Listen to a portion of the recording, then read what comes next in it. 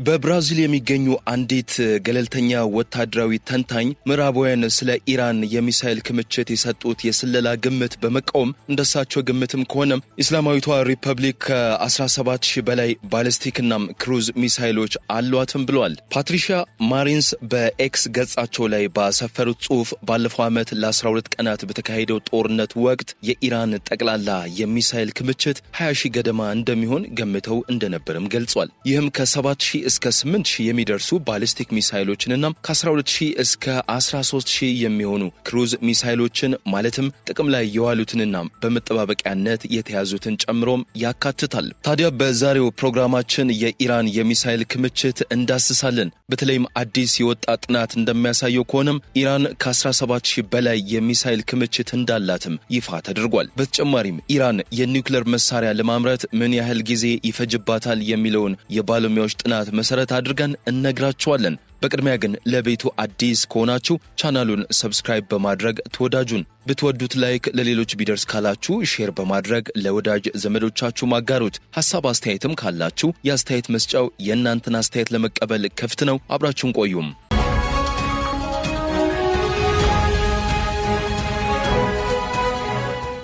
ማሪንስ እንዳሉት ኢራን ባሊስቲክ ሚሳኤሎችን በብዛት ማምረት የጀመረችው በ1990ዎቹ መጀመሪያ ላይ ለ15 ዓመታት ያህል በተመረተው ሻሃብ 2 ሲሆን በመቀጠልም ከ2004 እስከ 2008 ባለው ጊዜ ውስጥ ሻሃብ 3 ተመርቷል። ምንም እንኳን እነዚህ የቀድሞ ሞዴሎች በከፍተኛ ጥራት ረገድ ተጨማሪ ስራ የሚያስፈልጋቸው ቢሆንም ኢራን እንደ አውሮፓውያን አቆጣጠር በ2015 የሚሳኤሎቹን የመምሪያ ስርዓትና አውዳሚ ጦር ወይም ዋርሄድስ ለማሻሻል ትልቅ የጥገና ፕሮግራም የጀመረች ሲሆን በሺዎች የሚቆጠሩ አሮጌ ሚሳኤሎችም አሁንም በመጠባበቂያነትም ተይዘዋል። በአማካይ በአመት ከአንድ ሞዴል 100 የሚሆኑ ሚሳኤሎች ብቻ ይመረታሉ ብለን እንኳን ብናስብ ባለፉት 15 ዓመታት ውስጥ ብቻ የኢራን የሚሳኤል ክምችት ከ17000 በላይ ይሆን ነበር ብለዋል ማሪንስ። እሳቸው እንዳስተዋሉት ከሆነም ኢራን እንደ አውሮፓውያን አቆጣጠር በ2010 አካባቢ 12 የሚሆኑ የሚሳኤል ሞዴሎችን በማምረት ላይም ነበረች። ከ2015 ጀምሮ ደግሞ ከ1000 ኪሎ ሜትር በላይ መምዘግዘግ የሚችሉ ቢያንስ ከ8 እስከ 12 የሚደርሱ ሞዴሎች በምርት ላይም ውለዋል። እንደ ሱማርና መሽካት ያሉ ክሩዝ ሚሳኤሎች እንዲሁም እንደ ኢማድና ሰጂል ያሉ በጠንካራ ነዳጅ የሚሰሩ ባሊስቲክ ሚሳኤሎች አሁን ላይ ከ2000 ኪሎ ሜትር በላይ የመምዘግዘግ አቅም አላቸው። ይህም እስራኤልን ለመምታት በቂ ነው። ማሪንስ የምዕራባውያን የጥናት ተቋማት እስከ የካቲት ወር ድረስ ኢራን የነበራት 2500 ሚሳኤሎች ብቻ ነው በማለት ያቀረቡትን ግምት ምክንያታዊ ያልሆነ ሲሉም ውድቅም አድርገውታል። ታዲያ ሩሲያ በዩክሬን ውስጥ መጠነ ሰፊ ጦርነት እያካሄደች ባለችበት ሁኔታ እንኳን በአመት 2500 ያህል ጥራት ያላቸው ሚሳኤሎችን እንደምታመርትም ጠቁመዋል። ለሚሳኤል ምርት ብቻ ትኩረት ሰጥታ ከ30 ዓመታት በላይ በቆየችውና በርካታ ንቁ የምርት መስመሮች ባሏት ኢራን ውስጥ ክምችቱ 2500 ሚሳኤሎች ብቻ ነው ብሎ መከራከር ምንም አይነት አመክንዮ የለውም ብለዋል። እንደ ማሪንስ ገለጻ ከሆነም ኢራን በሚሳኤል ዘርፍ ላይ ብቻ የተሰማሩ ከ300 በላይ ኩባንያዎችን ያቀፈ የመከላከያ ስርዓት የገነባች ሲሆን ይህም በተለያዩ የመከላከያ ዘርፎች በተሰማሩ ሌሎች 6500 በእውቀት ላይ የተመሰረቱ ኩባንያዎች የታገዘ ነው። ኢራን እጅግ ሰፊ የሆነ የባሊስቲክ ሚሳኤል ፕሮግራም አላትም። ሀገሪቱ ለበርካታ ዓመታት የተለያዩ አጫጭር ርቀት ተወንጫፊ ባሊስቲክ ሚሳኤሎችን ስታለማም ቆይታለች። እነዚህ የጦር መሳሪያዎች እንደ ፋታህ፣ ሻሃብ-2ና ዞልፋጋር ያሉ ስርዓቶችንም ያካትታሉ።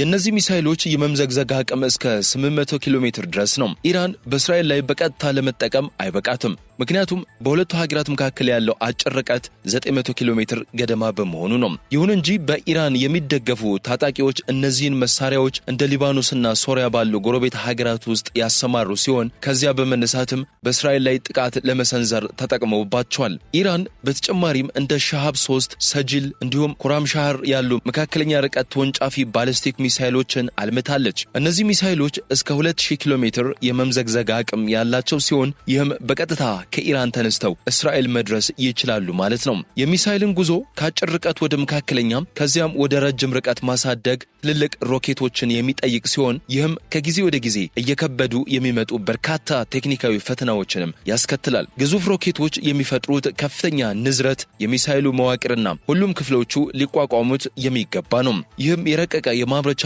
የሙከራ መሰረተ ልማትም ይፈልጋል። የሮኬቱ መጠን ሚሳኤሉ ምን ያህል ክብደት ያለው ፈንጂ ወይም ፔሎድ ሊሸከም እንደሚችልም ይወስናል። ይህ ፈተና ጠፈርተኞችን ወደ ጨረቃ ባደረሰው ግዙፍ ሳተርን ቪ ሮኬት ላይ በግልጽ ይታያል።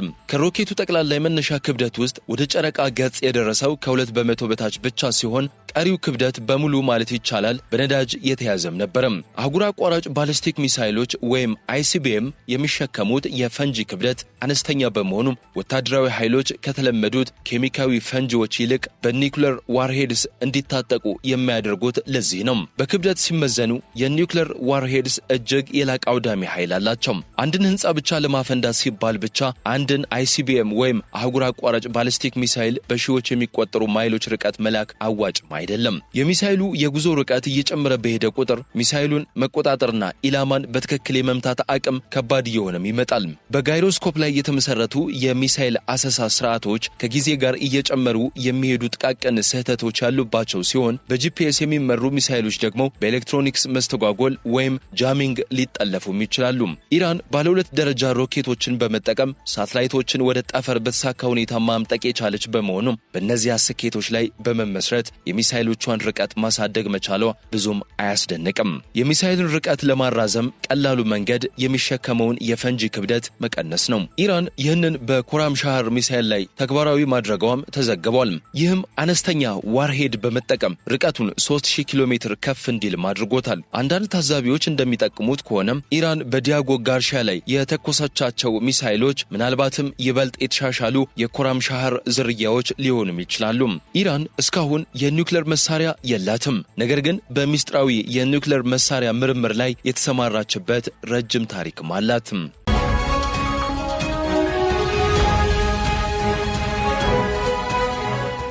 የምዕራባውያን ተንታኞች እንደሚሉትም ከሆነም የሀገሪቱ መሪዎች ከወሰኑ ሀገሪቱ በአጭር ጊዜ ውስጥ የኒውክሌር መሳሪያ ለማምረት የሚያስችል ዕውቀትና መሰረተ ልማት አላትም።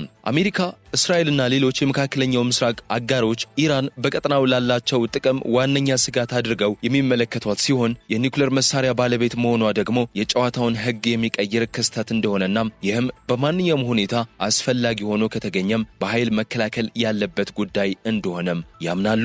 ኢራን ከ50 ዓመታት በላይ የቆየ የሰላማዊ የኒውክሌር ኃይል ፕሮግራም ያላት ሲሆን ዓላማውም ሙሉ በሙሉ ወታደራዊ እንዳልሆነ ስትገልጽም ቆይታለች። በኤፕሪል 2024 የመንግስት ቃል አቀባይ እንደገለጹት ኢራን የኒውክሌር ፕሮግራሟ ለሰላማዊ ዓላማዎች ብቻ እንደሚያገለግልም ደጋግማም ተናግራለች። የኒውክሌር መሳሪያዎች በእኛ የኒውክሌር ዶክትሪን ውስጥ ቦታ የላቸውም ብሏል። ይሁን እንጂ ከዚያን ጊዜ ጀምሮ የኢራን ባለስልጣናት የኒውክሌር መሳሪያዎች ስላለው አስፈላጊነት በአደባባይ መናገር የጀመሩ ሲሆን ይህም አንዳንድ ባለሙያዎች እንደሚሉት አሳሳቢ የአቋም ለውጥ ነው። እንደ አውሮፓውያን አቆጣጠር በ2000ዎቹ መጀመሪያ ላይ ስለ ሀገሪቱ ሚስጥራዊ የኒውክሌር ጣቢያዎችና ምርምሮች የወጡ መረጃዎች ኢራን በስውር የኒውክሌር መሳሪያ ለመስራት እያደረገች ያለውን ጥረት በተመለከተ በምዕራባውያን ዘንድ ስጋትን ፈጥሮም ነበረም። ታዲያ ከዚያን ጊዜ ጀምሮ የኢራን የኒውክሌር ፕሮግራም የከረረ ዓለም አቀፍ ክርክርና ዲፕሎማሲ ርዕሰ ጉዳይ ሆኖ የቆየ ሲሆን ይህም እንደ አውሮፓውያን አቆጣጠር በ2015 ለተደረሰው የኒውክሌር ስምምነት መሰረትም ሆኗል። አሜሪካ እንደ አውሮፓውያን አቆጣጠር በ2018 ከዚህ ስምምነት በአንድ ወገን ራስዋን አግልላለች። ከዚያን ጊዜ ጀምሮ ዓለም አቀፍ ታዛቢዎች እንደሚሉት ከሆነ ኢራን የኒውክሌር እንቅስቃሴዋን በከፍተኛ ሁኔታ ያሰፋች ሲሆን ይህም የኒውክሌር መሳሪያ ለማምረት የምትችልበት ደረጃ ላይ ደርሳለች የሚለውን ስጋት እንደገናም አባብሶታል። ስለ ኢራን ፕሮግራም የሚሰማው አዲስ ስጋት ማደግ የጀመረው በጥቅምት 2024 ቴሄራን በእስራኤል ላይ መጠነ ሰፊ የባሊስቲክ ሚሳኤል ጥቃት በመሰንዘሯና ይህም አጸፋዊ እርምጃን በማስከተሉ ነው። እስራኤል የኢራንን የአየር መከላከያና የሚሳኤል ማምረቻ ተቋማትን ኢላማ ያደረገም በታሪኳ ትልቁን የቀጥታ ጥቃት በኢራን ላይም ፈጽማለችም። አንዳንድ የአሜሪካና የእስራኤል መገናኛ ብዙሃን ዘገባዎች እንደጠቆሙት ከሆነም እስራኤል ከቴሄራን ውጭ በሚገኘው የፓርቺን ወታደራዊ ግቢ ውስጥ ሳይንቲስቶች ሚስጥራዊ የኒውክሌር መሳሪያ ምርምር ሊያደርጉበት ይችሉ የነበረን አንድ ህንጻም አውድማለችም። በመቀጠልም በሰኔ ሰኔ 2025 እስራኤል ኦፕሬሽን ራይዚንግ ላዮን የተሰኘ ዘመቻ በመክፈት የሀገሪቱ ዋና የኒውክሌር ማብለጸጊያ ጣቢያ ሆነውን ናታንዝን ጨምሮ በኢራን ውስጥ የሚገኙ ወሳኝ የኒውክሌርና ወታደራዊ መሰረተ ልማቶችንም ኢላማም አድርጋለችም። ይሁን እንጂ ተንታኞች እንደሚሉት ከሆነም አንዳንድ ተቋማት ከመሬት በታች በጣም ጥልቅ በሆነ ቦታ ላይ በመገኘታቸው እስራኤል እነርሱን በብቃት ለመጉዳትና ለማውደም የሚያስችል በንከር በስተር የተሰኘው የቦምብ አቅም አልነበራትም። ከጥቂት ጊዜ በኋላ አሜሪካ ኦፕሬሽን ሚድናይት ሃመር ብላ በጠራቸው ድንገተኛ ጥቃት በርካታ የኢራን የኒውክሌር ጣቢያዎችንም መታለችም። ከጥቃቱም በፊት በመጋቢት ወር ላይ ትራምፕና የኢራን የውጭ ጉዳይ ሚኒስትር አባስ አራግቺ ሁለቱም ወገኖች ስለ ኢራን የኒውክሌር ፕሮግራም በኦማን የሁለትዮሽ ውይይት እንደሚያደርጉ አስታውቆም ነበረም። ነገር ግን ድርድሩ ምንም አይነት ተጨባጭ ውጤት ሳያስገኝም ቀርቷል። ትራምፕ ከነበረው የኢራን የኒውክሌር ስምምነት ራሳቸውን ካገለሉ በኋላ እስከ መጋቢቱ ድርድር ድረስ ቴሄራን ከዋሽንግተን ጋር ስለ ኒውክሌር ጉዳይ ለመወያየት ፈቃደኛ ሳትሆንም ቆይታለችም። ይሁን እንጂ በግንቦት 2025 ዓለም አቀፍ የአቶሚክ ኢነርጂ ኤጀንሲ እንደዘገበው ለጦር መሳሪያነት ሊውል የሚችል ደረጃ ላይ የደረሰው የኢራን የበለጸገ ዩራኒየም ክምችት ባለፉት 3 ወራት ውስጥ በ50 በመቶ ገደማም ጨምሯል። ይህ ጭማሪ ኢራን ለ10 የኒውክሌር መሳሪያዎች የሚበቃም የበለጸገ ዩራኒየም ለመያዝ አንድ እርምጃ ብቻ እንዲቀራት ማድረጉን የአቶሚክ ኤነርጂ ኤጀንሲም አረጋግጧል። ይህም አሜሪካ ኦፕሬሽን ሚድናይት ሃመርን እንድትጀምር ምክንያትም ሆኗታል። ከሰኔው ጥቃት በኋላ ዋይት ሃውስ የኢራን የኒውክሌር ጣቢያዎች ጠፍቷል ሲልም አውጇል። ይሁን እንጂ የሳተላይት ምስሎች እንደሚያሳዩት ከሆነም ኢራን በርካታ የሚሳኤል ማምረቻ ተቋማትን በፍጥነት ብታስተካክልም የኒውክሌር ጣቢያዎቿን በመጠገን ረገድ ግን አዝጋሚ መሻሻል እያሳየች ነው።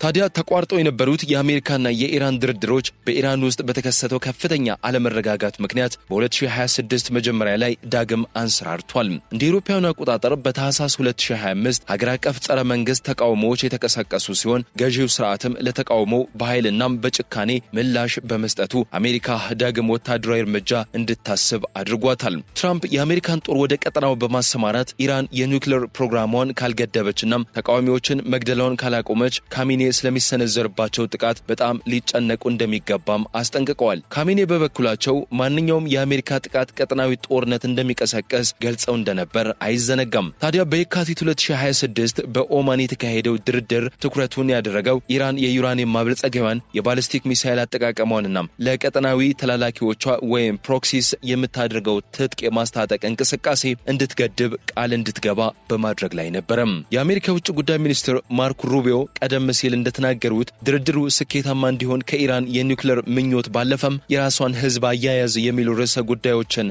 ማካተት አለበትም ብለዋል። ከድርድሩ በፊት አራግቺ ኢራን የኒውክሌር መሳሪያ እንዳታመርት ከሚለው የትራምፕ ጥያቄ ጋር እንደሚስማሙ ገልጸው በምላሹ ግን የአሜሪካ ማዕቀቦች እንዲነሱ እንደሚጠብቁም ተናግረውም ነበርም። ሆኖም ካሜኒ ድርድሩን ትርጉም የለሽ በማለት ያጣጣሉት ሲሆን ኢራን ዩራኒየም ለማበልጸግ የሌሎችን ፈቃድም አትጠብቅም ብለው እንደነበር ይታወሳል።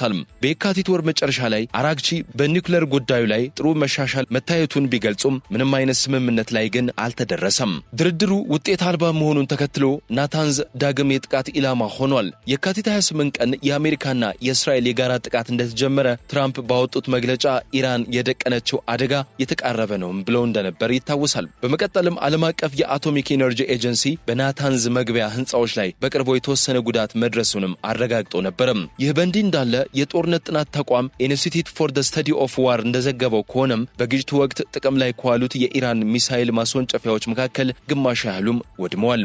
ባለሙያዎች ቀደም ሲል እንደገለጹት ከሆነም ኢራን በጥቂት ወራት ምናልባትም በአንድ ዓመት ጊዜ ውስጥ የኒውክሌር መሳሪያ ልታመርትም ትችላለችም። አሁን ላይ የፈረሰው የ2015ቱ የኒውክሌር ስምምነት አንዱ ዓላማ ኢራን መሳሪያ ለማምረት ቢያንስ 1 ዓመት እንዲፈጅባት በኒውክሌር እንቅስቃሴዎቿ ላይ ገደብ መጣል ነበረም። ይህም የዓለም መንግስታት ምላሽ ለመስጠት በቂ ቅድመ ማስጠንቀቂያ ጊዜ እንዲኖራቸው ያስችላል እንደማለት ነው። ይሁን እንጂ አሜሪካ እንደ አውሮፓውያን አቆጣጠር በ2018 ከስምምነቱ ከወጣች በኋላ ኢራን የዩራኒየም ማብለጸግ እንቅስቃሴዋን ያስፋፋች ሲሆን በኒውክሌር ተቋሞቿ ላይ የሚደረገውን ዓለም አቀፍ ፍተሻም ገድባለችም። የመጨረሻው ፍተሻ የተካሄደው በ2021 ነበረም። በታህሳስ 2024 የዓለም አቀፍ የአቶሚክ ኤነርጂ ኤጀንሲ ዋና ዳይሬክተር ራፋኤል ግሮሲ ለሮይተርስ እንደገለጹት ከሆነም ቴሄራን የዩራኒየም ማበልጸግ መጠኑን በከፍተኛ ሁኔታ ወደ 60% በመቶ ከፍ ማድረጓንና ይህም ለጦር መሳሪያነት ከሚያስፈልገው 90 በመቶ ገደማ ደረጃ ጋር እጅግ የተቀራረበ መሆኑን ገልጿል። በየካቲት 2025 የአሜሪካ የስለላ መረጃ እንደጠቆመው በኢራን ውስጥ የሚገኙ ሚስጥራዊ የሳይንቲስቶች ቡድን አቶሚክ መሳሪያን በፍጥነት ለመስራት የተቀናጀ ጥረት እያደረጉም ነበርም። በመቀጠልም በጥር 2026 ግሮሲ እንደተናገሩት ኢራን በኒውክሌር ትብብር ረገድ በበርካታ ጉዳዮች ላይ ያሳየችው አፈጻጸም አጥጋቢ ካልሆነው በታች መሆኑንና ሀገራት ከኒውክሌር መሳሪያዎች መስፋፋት መከላከያ ስምምነት ውስጥ የሚፈልጉትን ክፍል ብቻ መርጠው የሚያስፈጽሙበት ወይም እንደ ምርጫቸው የሚሆን እድል እንደሌላቸውም ገልጿል። አክለውም ዓለም አቀፉ የአቶሚክ ኤነርጂ ኤጀንሲ በሀገሪቱ ውስጥ በተከሰተው ህዝባዊ አመጽ ምክንያት በአንዳንድ የኢራን አካባቢዎች ፍተሻ ለማድረግ መቸገሩንም ገልጾ እንደነበር አይዘነጋም። ኢራን በመላ ሀገሪቱ በሚገኙ ከ10 በላይ ቦታዎች ላይ ከኒውክሌር ጋር የተያያዙ እንቅስቃሴዎችን እያከናወነችም ትገኛለችም። ትልቁ የማበልጸጊያ ተቋሟ በናታንዝ የሚገኝ ሲሆን ይህ ቦታ በ2025 እና በ2026 ጥቃቶች ኢላማ ሆኖም ነበረም። ብቸኛው የኒውክሌር ኃይል ማመንጫዋ ደግሞ በፋርስ ባህረ ሰላጤ ዳርቻ በቡሽህር ይገኛል። ታዲያ በግንቦት 2025 የወጣ ሌላ የአቶሚክ ኤነርጂ ኤጀንሲ ሪፖርት እንደደመደመው ከሆነም ኢራን ቀደም ሲል ባልታወቀ 3 የጦር ሰፈሮች ማለትም በላቪሳንቪያን፣ በቱርኩዛባድና በቫራሚን ያልታወቁ የኒውክሌር እንቅስቃሴዎችንም አከናውናለችም።